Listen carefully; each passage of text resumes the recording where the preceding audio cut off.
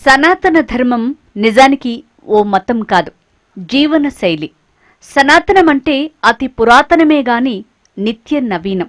సత్యం, పరోపకారం, త్యాగం, సేవ, ప్రేమ ఇవన్నీ సనాతన ధర్మ మార్గాలు. ఏకం సత్విప్రా బహుధా విదంతి అన్నారు మన పూర్వీకులు.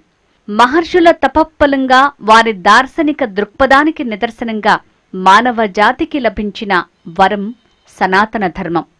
సత్యం వద ధర్మం చర అంటే నిజం మాట్లాడు, ధర్మంగా ఉండు, మాతృదేవోభవ, పితృదేవోభవ, ఆచార్య దేవోభవ.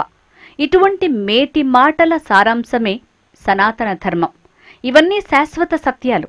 కాలానుగుణంగా సంప్రదాయాలు, ఆచారాలు మారొచ్చు, కానీ ధర్మం మారదు. తల్లిని, తండ్రిని, గురువును పూజించమని చెప్పే సనాతన ధర్మాన్ని ఏ యుగంలో అయినా ఆచరించాల్సిందే. సత్యం పలకాలి, ప్రియంగా పలకాలి. సత్యమే అయినప్పటికీ కటువుగా చెప్పకూడదు, ప్రియమైనప్పటికీ అసత్యాన్ని పలకకూడదు. అదే సనాతన ధర్మం.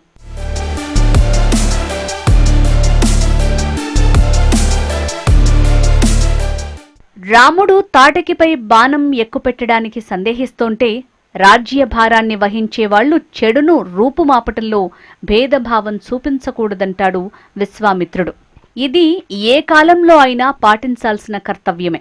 మనం ఇతరుల నుంచి పొందిన ఉపకారానికి ప్రత్యుపకారం చెయ్యాలి.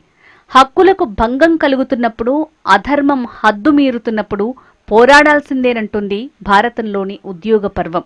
భారతీయ సంస్కృతికి, హైందవ ధర్మానికి మూలస్తంభాలుగా నిలబడిన రామాయణ, భారత భాగవతాలు, వాటికన్నా పూర్వమే ఉన్న వేదాలు, వేదాంతసారమైన ఉపనిషత్తులు పలు సందర్భాల్లో అనేక ధర్మ సూక్ష్మాలను ప్రబోధించాయి. సనాతనానికి మూలం వేదాలే. సహనం సనాతన ధర్మ మార్గం. దాంట్లో విద్వేషానికి తావు లేదు.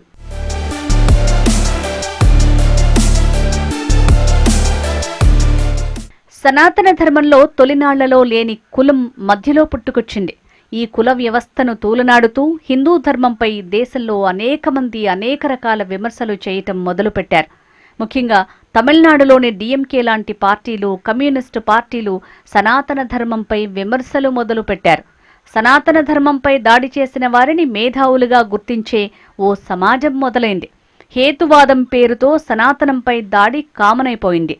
రాజకీయ నాయకులు, ఫిల్మ్ స్టార్స్, సెలబ్రిటీలు, యూట్యూబ్ క్రియేటర్స్ మన ధర్మంపై మిడిమిడి జ్ఞానంతో రామాయణ, మహాభారత ఇతిహాసాలను ఉదహరిస్తూ వాటిపై దాడులకు దిగుతున్నారు. అరకొర సమాచారంతో ధర్మంపై లోతైన అవగాహన లేకుండా దాడులకు దిగుతున్నారు. తాజాగా ఏపీలో ప్రశ్న రావణ్, జడ శ్రవణ్ కుమార్ చేసిన వ్యాఖ్యలు తీవ్ర దుమారం రేపాయి. గతంలో ఉదయనిధి స్టాలిన్, ప్రకాష్ రాజ్ లాంటి వ్యక్తులు కూడా ధర్మంపై అరకొర సమాచారంతో కమెంట్స్ చేసి వివాదాలకు కేంద్ర బిందువుగా మారారు.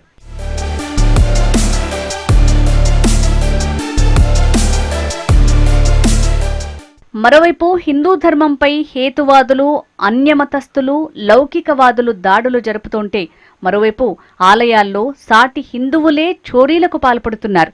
తాజాగా అయోధ్య రామాలయంలో భక్తులు సమర్పించిన విరాళాలు చోరీ చేసిన వ్యవహారం దేశవ్యాప్తంగా సంచలనం రేపింది. అలాగే ప్రముఖ చార్ధామ్ క్షేత్రాలైన బద్రీనాథ్, కేదారీనాథ్ ఆలయాల్లోనూ హుండీలో కానుకలు దుర్వినియోగమైనట్లు ఆరోపణలు వచ్చాయి. మరోవైపు ఆంధ్రప్రదేశ్లోని ఆకివీడు రామాలయంపై కూడా చర్చ నడుస్తోంది. ఇలాంటి ఘటనలన్నీ సగటు భక్తుడిని తీవ్రంగా కలిచివేస్తున్నాయి.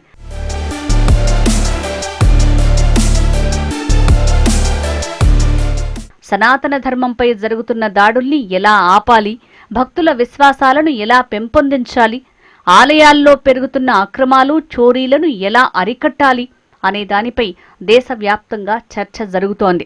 ఈ నేపథ్యంలో సనాతన ధర్మ పరిరక్షణకు బోర్డు స్థాపించాల్సిన అవసరం ఉందనే వాదనలు బలంగా వినిపిస్తున్నాయి. మరోవైపు దక్షిణ భారతదేశంలో హిందూ ఆలయాలపై ప్రభుత్వాల పెత్తనంపైన చర్చలు జరుగుతున్నాయి. వాటిపైన నిష్పాక్షికమైన వ్యవస్థ ఉండాలని భక్తులు కోరుతున్నారు. అలా ఏర్పాటైన సరైన వ్యవస్థ ద్వారానే సనాతన ధర్మంపై భక్తులకు భరోసా లభిస్తుంది. ఆ దిశగా అడుగులు పడాలని కోరుకుంటున్నారు.